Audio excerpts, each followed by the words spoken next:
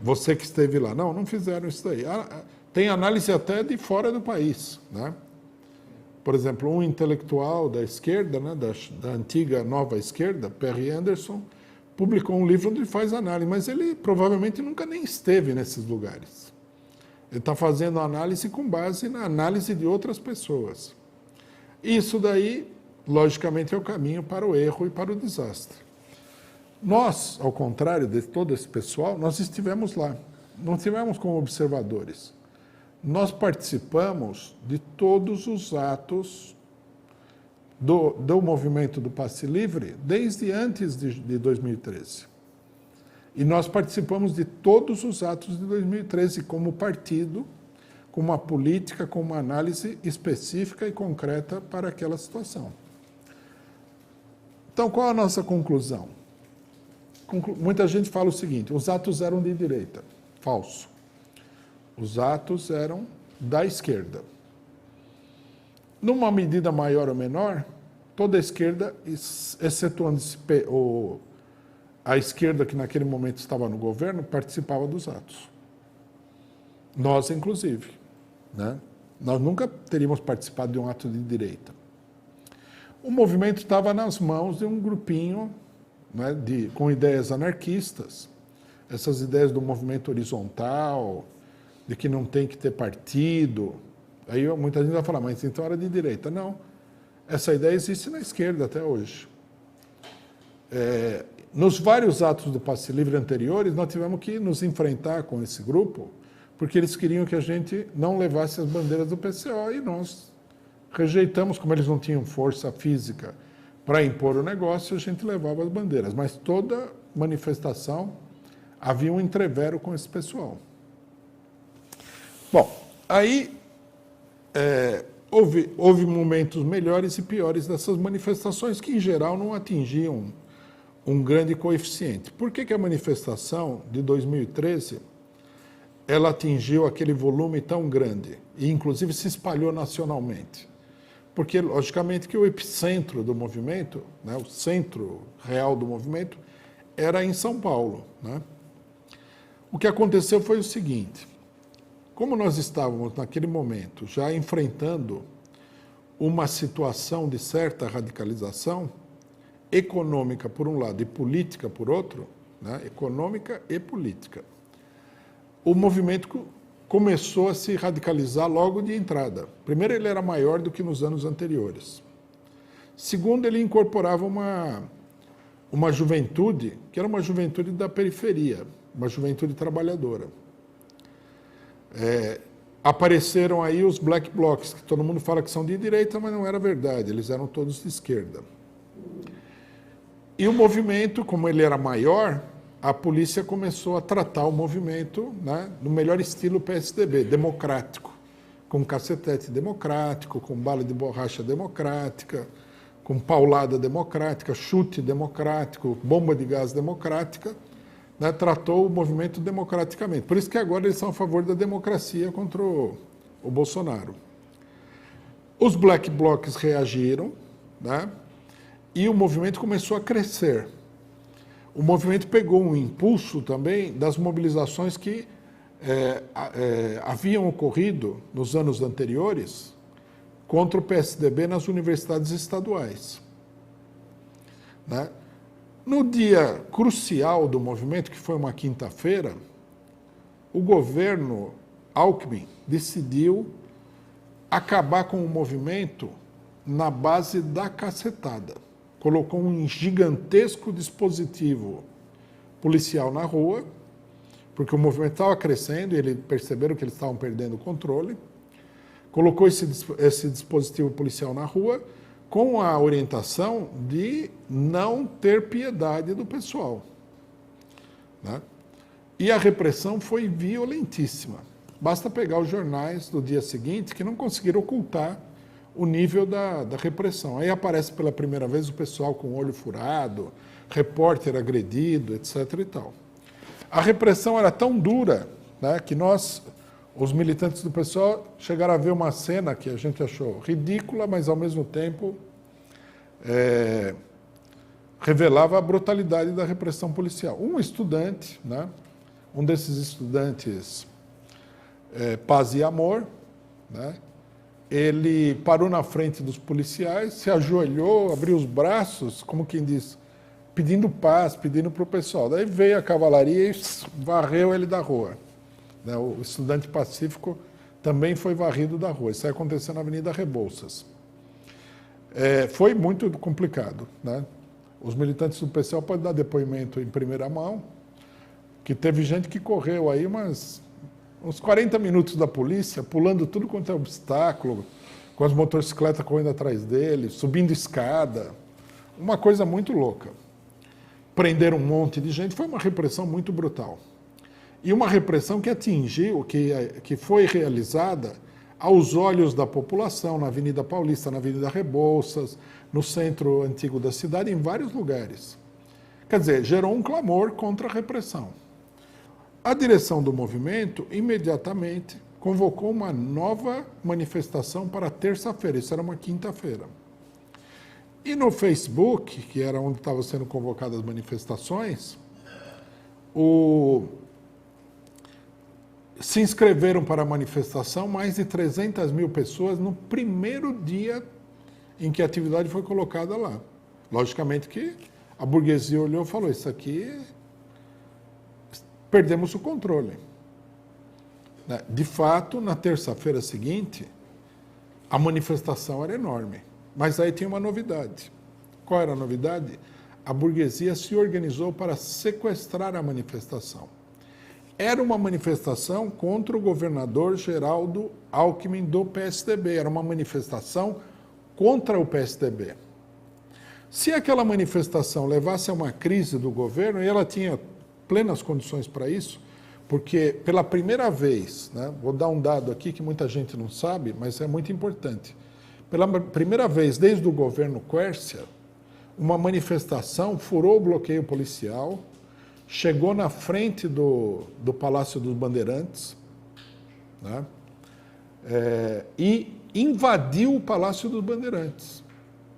O governador Quércia, ele tinha tirado uma deliberação de que ninguém podia se aproximar mais do que, não sei, coisa de 1 quilômetro do Palácio dos Bandeirantes. Porque em 1983, o movimento dos desempregados tinha derrubado as cercas do palácio e invadido o palácio. Então, Quércia, que também era mais democrático ainda do que o Geraldo Alckmin, né? Ele reprimiu duramente os professores, tudo. Ele impôs essa regra, não podia chegar perto do Palácio dos Bandeirantes. O movimento pelo passe livre chegou, invadiu o palácio de novo. Passou pelos guardas que estavam lá, logicamente que a polícia não conseguiu se organizar para patrulhar toda a cidade ao mesmo tempo. A maioria do dispositivo estava no centro da cidade. Bom, não vamos nem... não dá nem para lembrar todos os episódios. Queimaram um carro da Rede Record, ou Bandeirantes, não sei, enquanto eles estavam no ar, né? E uma coisa interessante foi o seguinte, não sei se foi o da Atena ou foi outro desses repórteres democráticos, né, de agora, fez a seguinte enquete no ar, durante os protestos. Você é a favor de protestos violentos que destruam a propriedade, papapá? E aí ele ia mostrando a enquete e ele estava perdendo a enquete. A maioria das pessoas que respondiam falavam que era a favor dos protestos violentos. Isso aí apareceu na televisão em São Paulo. Ninguém fala de nada disso. É assim, a pessoa faz uma teoria, cita lá o Foucault e acha que está explicando a realidade citando Foucault. A realidade é essa que nós estamos falando, né? O que estava passando na televisão, etc. e tal. Inclusive, né, no dia mais quente da repressão, teve uma coincidência muito interessante, que é o seguinte: o PCO, nesse dia, às 8 horas da noite, tinha um horário eleitoral, um horário gratuito para os partidos políticos, de 5 minutos, que você tinha esse horário uma vez por ano, né? Democracia, a eleição brasileira é super democrática. Uma vez por ano, você podia usar 5 minutos na rede de televisão geral para falar com a população. E como estava em andamento a repressão contra o movimento, mas não tinha chegado nesse ponto, né? que chegou nesse dia, nós fizemos um programa cujo centro era justamente a repressão. Então, se você estava assistindo a televisão naquele dia, a televisão mostrava as imagens da repressão, do quebra-quebra, veículos queimados, e de repente parava tudo e entrava uma propaganda atacando o governo do estado por reprimir os estudantes. Parecia que tinha sido... alguém tinha comprado o horário para atacar o que estava acontecendo naquele exato momento que estava passando na televisão. Eu vi o programa desse apresentador que fez a enquete, e ele, a hora que terminou o programa do PCO, ele olhava assim, né? Ele ficou assim uns 30 segundos sem conseguir falar nada, surpreso de que tivesse passado aquilo no meio do negócio, né? Bom, a repressão levou a uma manifestação gigantesca na semana seguinte. Nesse dia, a burguesia falou, não podemos deixar mais que nós vamos perder totalmente o controle. E o que eles fizeram? Eles agruparam, né, um punhadinho de gente para hostilizar a manifestação. Depois nós ficamos sabendo, no momento nós não conseguimos identificar, a gente sabia que era gente organizada pela polícia, pelo governo Alckmin e tudo mais, mas não sabia exatamente quem. Depois nós soubemos que eles contrataram setores das torcidas organizadas, nós identificamos aí que uma parcela de alguma torcida organizada do Santos participou das manifestações.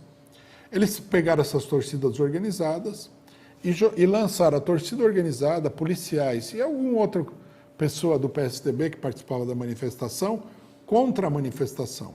Com qual palavra de ordem? Abaixa essa bandeira, né? A palavra de ordem que o pessoal gritava era a seguinte: abaixa essa bandeira e levanta do Brasil. Quer dizer, o ato não pode ser de partido, o ato tem que ser como se eles tivessem algum interesse no ato. Na verdade, eles estavam lá para impedir a manifestação. E como a esquerda, primeiro os que dirigiam a manifestação, era um pessoal totalmente sem miolo, que eles não levavam carro de som na manifestação. Numa manifestação desse tamanho, eles não levaram carro de som. Não tinha organização. Também o PT não participava, a CUT não participava. O resto da esquerda estava completamente perdido, né? Então eles chegaram, né, falando para o pessoal abaixar a bandeira, dizendo contrapartido, que parecia uma coisa até de esquerda, né, naquele momento. E eles procuraram, com isso, excluir a esquerda, que tinha realizado a manifestação, da manifestação. E deixar a manifestação na mão da direita. Era um verdadeiro roubo, um sequestro da manifestação. Manifestação que não tinha nada de direita. Aí o que acontece? Como as manifestações foram grandes a partir daí, eles colocaram algumas pessoas com cartazes falando contra a corrupção, coisa que não tinha nada a ver com a manifestação. A televisão e os jornais, né, davam importância para isso, e a manifestação propriamente dita, que não era de direita, ficava dominada por esse tipo de esquema que foi montado, né?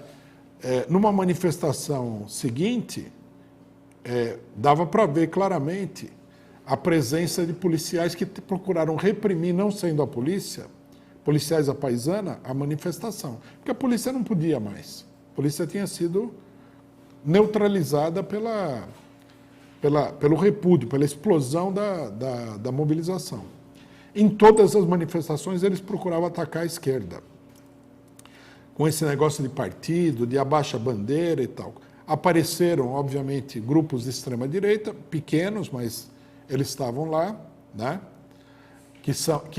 Digamos assim, são os futuros núcleos bolsonaristas, e a hostilidade contra a esquerda era muito grande.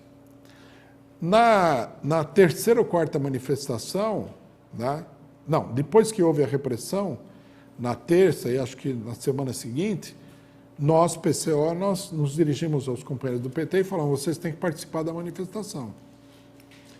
Explicamos o que estava acontecendo e, de fato, né, militantes do PT foram participar. Isso daí, inclusive, inflamou a direita, porque a direita estava lá contra o PT, principalmente. E no final, depois de vários entreveros entre direita e esquerda, onde a esquerda, de um modo geral, não queria enfrentar a direita, as manifestações se esgotaram, se desfizeram. Quer dizer, nunca foram manifestações de direita. Alguns grupos políticos, PSTU, por exemplo, eles foram à televisão para falar que o pessoal que falava para baixar a bandeira, que ia de verde e amarelo, etc. e tal, eram os manifestantes, era o povo. E que a gente deveria, né, adotar o verde e amarelo. Né? Eles inclusive falaram, temos que ir de vermelho, verde e amarelo. Essas bandeiras verdes e amarelas é o povo. Esse negócio de contrapartida é o povo que não aguenta mais o governo do PT. Inventaram uma história que casava com a história dos golpistas. Isso tudo era inverdade. Né? Não era nada disso. Era uma direita que se infiltrou e procurou tomar conta na manifestação. E, finalmente, eles conseguiram um resultado, porque até hoje tem gente de esquerda que repete essa versão, que é uma versão fantasiosa. É uma versão da imprensa, é uma versão puramente ideológica, não é uma versão dos fatos, né? Não é factual. Bom, por que eu estou contando toda essa longa história sobre 2013? Porque o que a burguesia quer, quando eles falam, a direita, né, quando eles falam em participação dos atos, eles querem reproduzir essa situação. Todo mundo deve ter percebido que a primeira iniciativa, que partiu inclusive de setores de esquerda, foi a seguinte: não vamos de vermelho, vamos de verde e amarelo. Por quê? Porque vermelho caracteriza a presença da esquerda na manifestação. Se você tirar o vermelho e colocar verde e amarelo, já ninguém sabe mais quem é quem. Se é esquerda, se é direita. Supostamente, para eles, isso daí favoreceria a integração de setores mais amplos. Que é mentira, porque não tem setor mais amplo nenhum para participar aí. Você pode chamar setores mais amplos com a bandeira vermelha, os trabalhadores vão no ato, não tem problema nenhum com a bandeira vermelha. Mesmo que eles não sejam do PT, não sejam de nenhuma organização de esquerda. Né? O que eles queriam fazer era justamente isso, novamente sequestrar a manifestação. Até agora não foi possível, porque a hostilidade dentro da manifestação a essa direita, porque o pessoal também, né, tem memória. Quem que não sabe o que aconteceu em 2013? Quem que não sabe quem é o MBL e tudo mais? Como o pessoal tem memória, a hostilidade contra esse pessoal é muito grande. O MBL, por exemplo, ficou com medo de ir na manifestação. Eu não posso culpar o MBL. Né? Era bem provável que se eles tivessem ido na manifestação, eles levassem uma surra lá. Aí o pessoal vai falar que é o PCO. Não é o PCO. Podiam levar uma surra de qualquer pessoa. É muita gente que está com vontade de dar uma coça no MBL. Né? Então eles chamaram o ato do dia 12. O que eles tentaram com o ato do dia 12? Eles tentaram inverter o jogo. No ato que é convocado pela esquerda, eles não conseguem ir. Então vamos chamar um ato no dia 12 e aí a gente leva o público da esquerda para esse ato, usando a Folha, o Globo, etc. e tal. E aí o negócio, a bolha deles furou. O balãozinho deles furou. Não foi ninguém, porque o pessoal não é tão trouxa assim. Né? Eles falam que o PT boicotou a manifestação. Pode até ter tido iniciativa da direção do PT, eu não sei direito. A direção do PT falou que não ia, né? Mas o que eu vi de manifestação contra o ato do dia 12, em grande medida vem de baixo para cima. Pode ter vindo de cima para baixo também. Mas em grande medida veio de baixo para cima, porque o pessoal está cansado de ser feito de palhaço. Né? Se o público da esquerda ou alguns setores da esquerda amplos tivessem ido no dia 12 e se colocado sob a bandeira do MBL, eles teriam sequestrado de novo a manifestação. E eles não conseguiram, e foi uma vitória da esquerda isso daí. Agora, né, nós temos um novo capítulo desse filme, né? Na verdade é uma série, né? O sequestro do povo brasileiro pela burguesia. Porque foi chamado o ato para o dia 2 de outubro, o ato foi convocado pela frente de esquerda fora Bolsonaro. Nós estávamos na reunião. Na reunião falaram, vamos convocar todo mundo, quem quiser vir, que venha. Nós perguntamos na reunião, mas quem que é esse todo mundo? Quem que vocês querem convocar exatamente? Aí o pessoal desconversou. Nós falamos que se for para convidar MBL, PSDB, etc. e tal, isso teria que passar por uma decisão em plenárias da mobilização, né? Das pessoas que estavam organizando as manifestações. Falamos, inclusive, que é uma política arriscada. Eles convidam o MBL vai falar, e aí um pessoal de cabeça quente sobe no carro de som e tira o MBL de lá a soco. Isso daí não vai contribuir para a manifestação, vai prejudicar a manifestação. Falamos que levar um João Dória na manifestação é dar um tapa na cara de todas as vítimas do governo PSDB, né? Dos professores e tudo mais. E nós mantemos essa posição, né? No próximo final de semana nós vamos realizar plenárias, né, em todos os lugares para discutir essa questão, e nós chamamos as pessoas a participar dessas plenárias, que nós vamos tirar um posicionamento de várias pessoas contra a participação do PSDB, do MBL e da burguesia nas manifestações. O que eles querem fazer é o seguinte. Bom, aí o que acontece? Aconteceu uma coisa que eu acho que é muito grave e é muito irregular.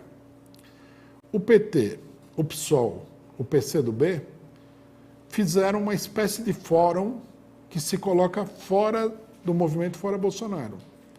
Esse fórum é um fórum de partidos no Congresso Nacional. Então está aí o PSDB não foi, mas está aí o PSB, PDT, Rede, papapá.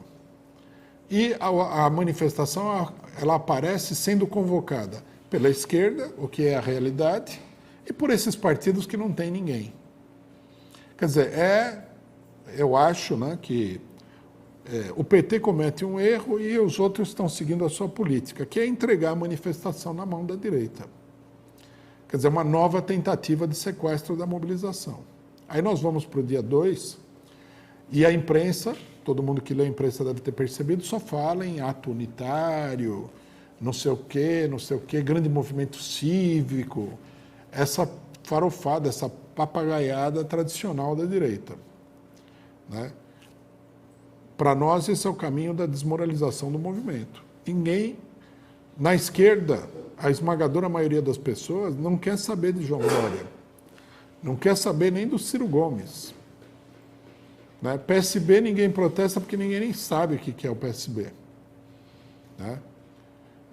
Cidadania também é um partido que mudou de nome tantas vezes que o pessoal não consegue nem identificar mais quem é esse partido.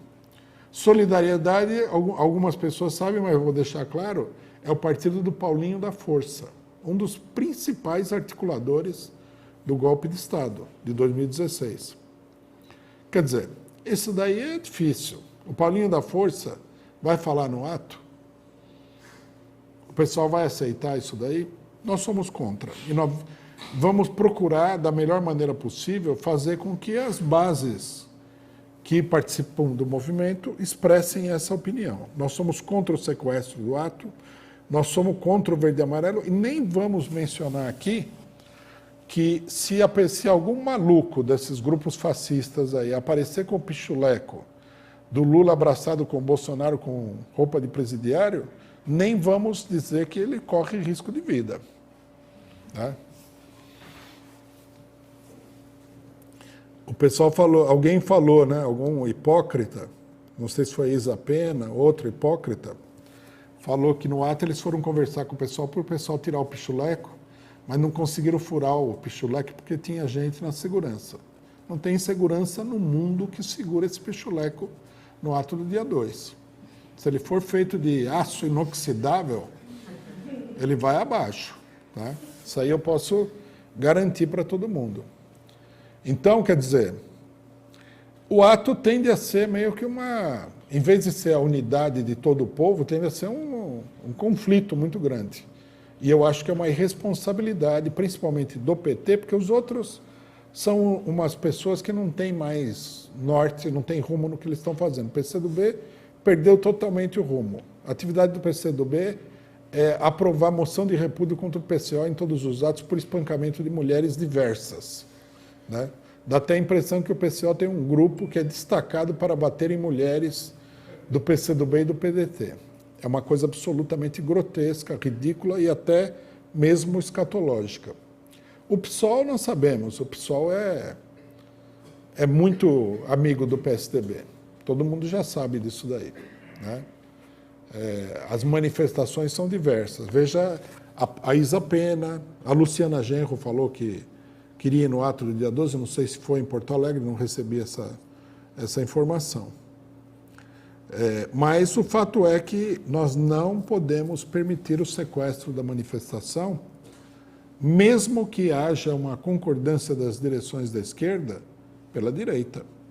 Quer dizer, nós batalhamos para o pessoal sair de casa, ninguém queria sair de casa. A burguesia falava, fique em casa, não faça política, vamos ficar 4 ou 5 anos aqui sem fazer política por causa da pandemia. Nós batalhamos, nós e vários setores da base batalhamos para que tivesse o ato. Fizemos o ato do 1º de maio, levamos o povo na rua, por isso aconteceram os atos. Aí chega essa mesma burguesia que era contra as manifestações, que apoiou o Bolsonaro, quer sequestrar a manifestação. E por que ela quer sequestrar? Porque ela quer que a manifestação apareça como um apoio à candidatura da terceira via do senhor João Dória. É por isso que eles querem sequestrar a manifestação.